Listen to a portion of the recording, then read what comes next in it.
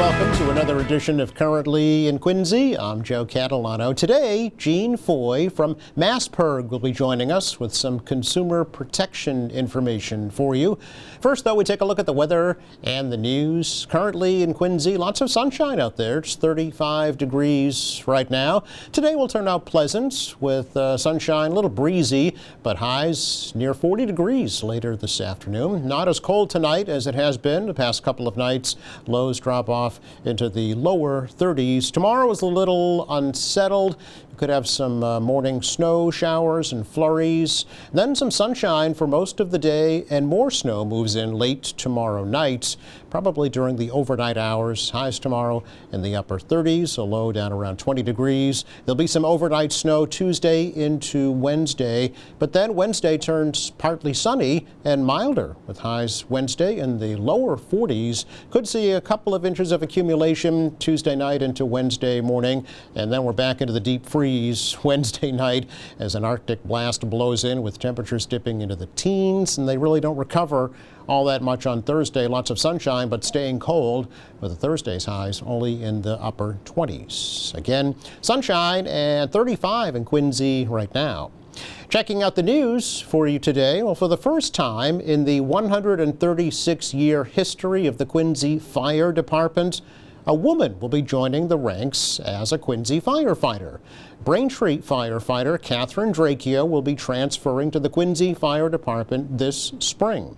Last week, the Quincy City Council did approve $475,000 to purchase some new turnout gear for the 35 to 40 new firefighters that will be joining the department this year. Chief Joe Jackson says the city's support of the fire department is envied around the state. Our cache of reserves of supplies. While we're up here talking about this, if Chief of Staff Walker would be agreeable to it, I'd like to put together a short list. So here's the thing is, with what's going on now in California, as you can imagine, LA County has such incredible purchasing power. Firefighter turnouts, nozzles, hose lines, all this is going to be bought up. It's going to be probably a year before we can see any of this stuff. And if we could get an order in sooner rather than later, I could get you some prices, and that would be very, very much appreciated. But I know that they have wiped the slate clean as far as supplies, and justifiably so. Now, Catherine Dracchio has been a Braintree firefighter for the past 3 years. She's also a commander in the U.S. Army Reserves and a personal trainer. Jackson says the only special accommodation required will be a dedicated women's restroom. He says that a second woman may be joining the fire department later this year. When the Quincy administration sent the recently approved 50-year lease extension for Quarry Hills Associates to operate the Granite Links Golf Club to the State House for approval, officials forgot to include the amendment that removed the option for Quarry Hills to purchase 12 acres of the property. Mayoral Representative Chris Walker told the City Council last week that it was a Scribner's error. In the actual lease relative to the initial proposal that included that option to buy that we all discussed, that language was not included in the actual order that was sent to the legislature, and this was due in large part to the fact that this body spent a good deal of time, a lot of work, together with the administration. And the focus of that discussion was on the lease itself, not necessarily the procedural order that went to the State House. So what this does, we did have some discussions with the folks at the State House, and there was some initial discussion that those changes of the Scribner's nature could be changed through the legislative process at Beacon Hill. There was agreement between our office, the Solicitor's Office, and the folks at the State House that it would just be cleaner and more efficient if we made those alterations here at the council body. So what is before you tonight is a cleaner version, better reflects the council's will through its vote originally, and with the amended version of it, we will send back up to the State House for a full hearing with the legislature and ultimately to the governor's office. Now, rather than have the legislature make the correction, the City Council last week approved the amendment to remove the option to purchase the property and then sent it back to the state for final approval. Walker said an updated version of the lease will be available on the city's websites. Quincy Councilor at Large Scott Campbell thinks that lifelong Quincy families should be able to get low-interest loans from the Affordable Housing Trust Fund to remodel their properties. Campbell introduced a resolution to the City Council last week calling on the Affordable Housing Trust Committee to study the possibility of offering low-cost loans for people to improve their homestead.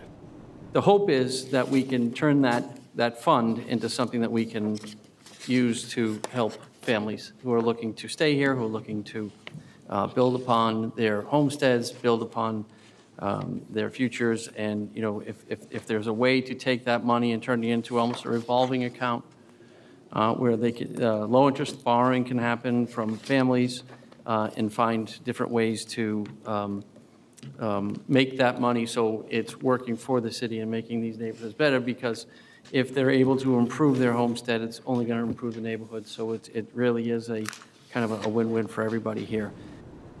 Campbell says multi-generational families want to continue to maintain their homesteads in Quincy but face high borrowing costs. The Affordable Housing Trust is money paid by developers who choose to pay into that trust fund rather than create affordable housing in Quincy. Well, your trip on the MBTA's Red Line should be getting faster soon. The T says they are poised to increase the top speed of Red Line trains between JFK UMass and Braintree to 50 miles per hour. That's a 10-mile-per-hour increase. T officials say the speed increase is possible following that massive multi-million-dollar track improvement program last year that succeeded in removing all slow zones from all rapid transit lines. The top speed on the Orange Line may increase to 55 miles per hour. The speed increases still need approval from both the State Department of Public Utilities and the Federal Transit Administration. The cause of a 3-alarm house fire in Quincy yesterday is under investigation. Flames broke out in the basement of this 2-family home at 177 Arlington Street in Wollaston. About 4 p.m., quickly spread to the upper floors. 8 residents have been displaced by this blaze, but no one was hurt. The Red Cross was assisting the victims. Again, the cause of that fire still under investigation.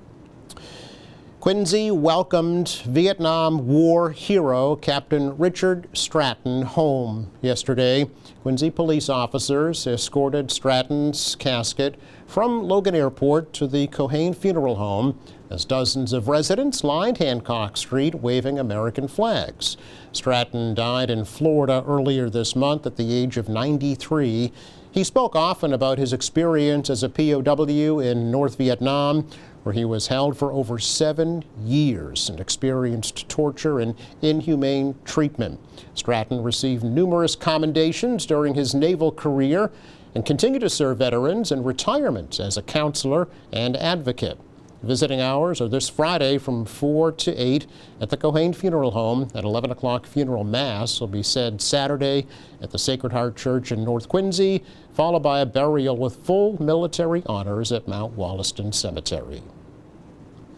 Well, January 29th marks the Lunar New Year celebration in the Asian calendar, and this week, Quincy Councilor at Large Nina Liang took an opportunity to wish everyone a Happy New Year.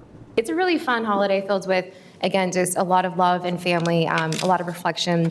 And so I just hope that for whoever is celebrating next week to enjoy, and just on behalf of the city, hope that everyone has a wonderful Tet in the Vietnamese culture and a wonderful Lunar New Year in the Chinese culture. And that just everyone has a happy and healthy and prosperous coming year. Resources 37th annual Quincy Lunar New Year Festival is coming up Sunday, February 16th from 11 to 3 at North Quincy High School. This year marks the Year of the Snake. It's our check of news for you today. Coming up, we sit down with Jean Foy of MassPIRG. That's next.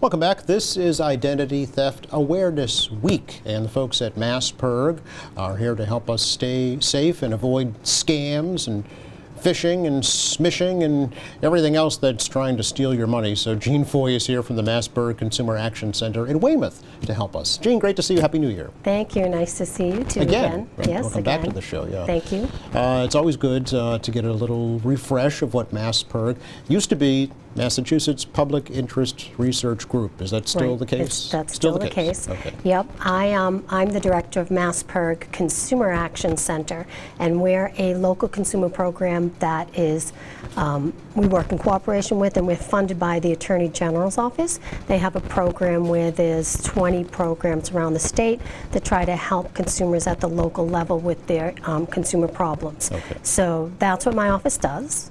We've been doing it since 1989. Wow. We have helped over 23,000 consumers. Wow. We've got back 6.6 million over the years in restitution or goods and services. So we're out there in the community, and we help Quincy residents, and we help 19 other towns on the South Shore of Boston. Okay. And you do it for free. It's a free service Yeah. provided by the Attorney General's office. If a consumer files a complaint with the Attorney General's office and the consumer lives in our area, it would probably be directed to us if it wasn't kept in-house. Consumers can call us on the phone if they have a problem, if they've dealt with us before, or if they're listening to me today and they say, hey, I want to talk to Massburg about a problem I'm having. Yeah. We're there to speak with people. Yeah. So what's kind of the difference between, say, the Attorney General's office, Massburg, and the Better Business Bureau? 'Cause I think sometimes the lines get blurred.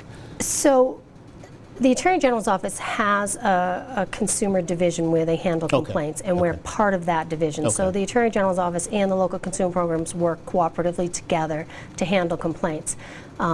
The Attorney General's office tracks complaints for violations of the Consumer Protection Regulation. They build cases where they can pursue a business to stop them from engaging in deceptive business practices. Okay. The Better Business Bureau also handles complaints. They track complaints, and I think it's more, I don't want to speak for them, but it's an easy access point for people to go to see if there's complaints against a business before they do business with them. Right. That information is readily available online. They also handle complaints. They handle complaints through a mail process where they send it out to the business to respond. We also use a mail process, Oh, you but do? we pick up the phone and we talk to the consumer. We pick up the phone and we talk to the business. Okay.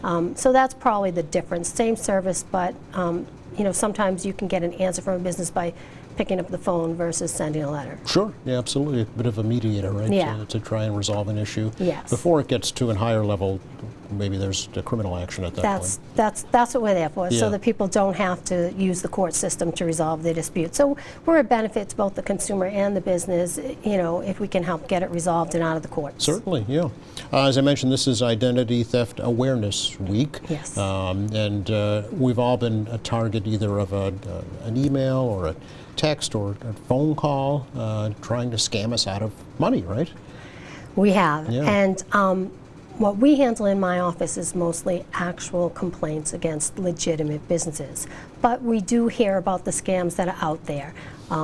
It's difficult to try to mediate a complaint when it's a criminal on the other end.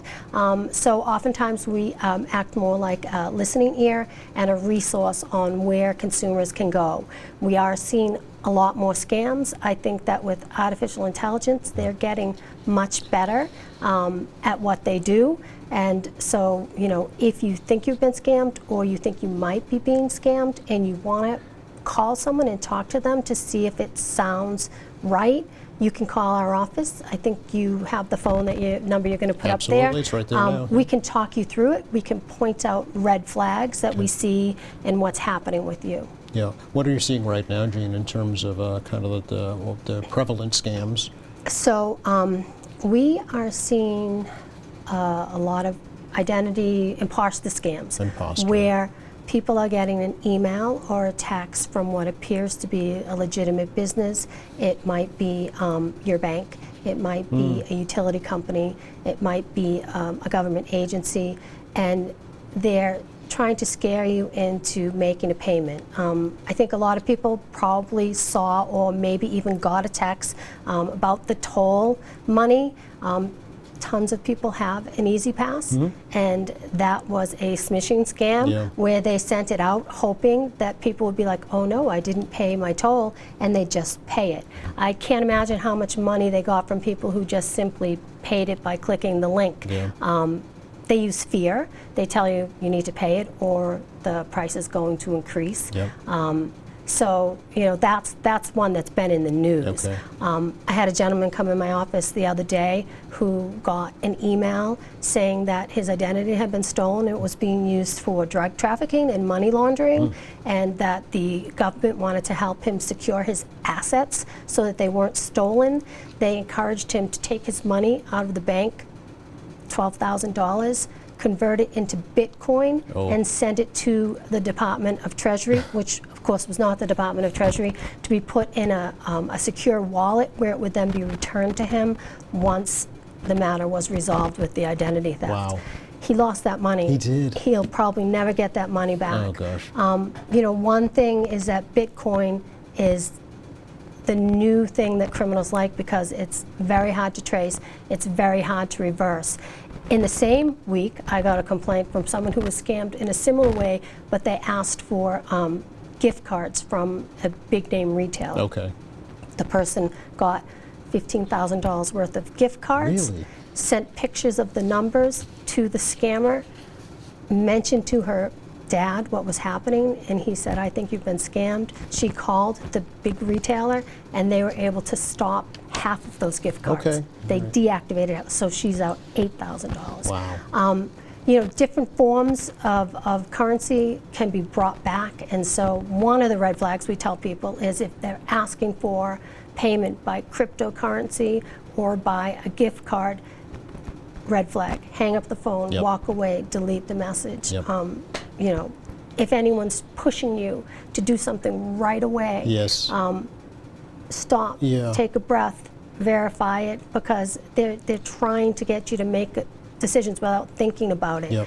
The other thing that we've seen in both those instances is they've been told that it's they can't tell anyone, that it needs to be kept a secret because it's a pending investigation, and if you don't keep it secret and you tell the bank why you're withdrawing this money, they won't be able to help you anymore. So they're using fear tactics, and so those are the three things: cryptocurrency, fear, privacy. They should all be big red flags to Okay. step back and rethink it. Yeah, you really have to verify, right? So You do. Don't hesitate to check before you do anything. Right. So you get that text and it says, click this link, don't click the link. Right. Go to that company's website that you've verified is correct, or look on an invoice or a bill that you have and Yes. call that number.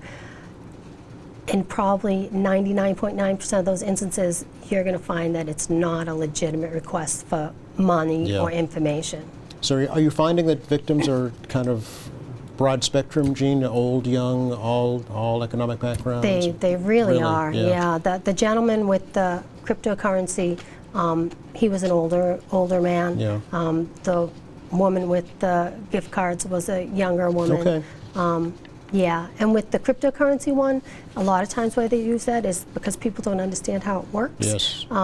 That person had the scammer on the phone with him, and he walked him step by step how to deposit the money through the machine, Yeah. how to do everything. Why are these people being so helpful to you? Why are they calling you out of the blue Right. about this issue? That's the key, out of the blue, Out of right? the blue. Unsolicited. Unsolicited. You didn't request information from Right. that bank or Right. from that utility company. They just reached out to you. Right. So Yeah. if it's unsolicited, stop, Yep. verify before you take the next step. Yep, yep. Yeah. And it's easy to do. Call on, like you said, the number on your bill or the back of your credit card. That's the legitimate Right. contact information. Yeah. And if you have to do a internet search, don't pick the first thing that comes up. Yes. Make sure that you're at the right site. Yes. A government site is going to be .gov. Yep. It's not. It's going to make sense when you see what the website is. It's not going to be. There's not going to be any typos in that. Right. So you have to you have to be careful. You have to verify, even when you're verifying. Yeah, just slow down, right? Slow down. Just really think Yeah. about it and be intentional before you take any action. Yeah. We can't even trust our caller IDs anymore because they can scam real phone numbers, They right? can spoof real phone numbers. Spoof, yeah. Yeah, and I think we've all gotten calls from ourselves. Exactly. Yes. Gee, I wonder from home. Yeah. I know, right. Yeah, so yeah, you have to verify everything and take a deep breath. And tell people, call me. I can point out red flags like and help you realize why it might be a scam. Yes. And remember, it's not always bad things that they're approaching you with. You might have won something or got a grant or a business opportunity. Sometimes it's good things that Job offers, I know. Is job another one, offers. right, yeah. Those scams can come that way. Another scam, and you've probably seen them or got them, is the wrong text. You get a text and it says, "Mary, you're due in court tomorrow," and being the nice person that you are, you're like, "Oh my gosh, Mary's due in court tomorrow, but I'm not Mary. I'm going to just let them know they have the wrong number." Yeah. Don't do that. Don't Don't do be a that? good Samaritan. Okay. It's another form of smishing. They're What can they get from you if you do that, if you reply Well, to what that? they're going to do is they're going to try to engage you in a conversation. okay. They're going to befriend you. They're going to try to get personal information. They may ask for money. Oftentimes, this is how those romance scams start. Oh, sure. Where Yeah. I'm home, I'm alone, I have nobody to talk to. Now I have this new friend who, just mistakenly called me, and now we're Yeah. friends. So beware of good things too. Yeah, it's interesting. I guess the perception is that you're going to be able to instantly identify a scam, right? This is going to be somebody, that you don't recognize, that doesn't Right. speak well, perhaps, Right. or is uneducated. That's not the case. It's right? not the No. case, and I think with AI, it's getting worse. Mm-hmm. I had one the other day that I got that I really had to pause and think about, because it was about a product that I do get delivered to my home Yep. regularly for Yep. my pet, and my name was on it, and it said something about a shipping label, but it was going to the wrong place. Okay. I really had to pause Sure, and look yeah. it over and say, "Oh, this isn't right," Right, and yeah. I deleted it. Yeah. Yeah. Yeah. So, things that you can do when you get those is report them to the company whose name's being used Okay. to scam, because if it's happening to you, it's happening to others, and the businesses want to know, because then they can, like Mass.gov did, they can send an email out to all the people who have Easy Pass or who have Yes. that credit card or buy that product, to beware. Yep. Banks, you'll see they send out notices all the time when they hear about a scam, so Yes. they do want to know. Okay. If you've actually been scammed, you gave them money, you clicked that link, you want to report it to your local police and get a police report in case you have to go forward to try to recover your money. You are going to need to have a police report on file. Okay. Okay. You want to let other agencies know. The FBI does have a website, Yep. ic3.gov, Okay. where they track internet scams. The FTC is the best resource out there for scams, information to report.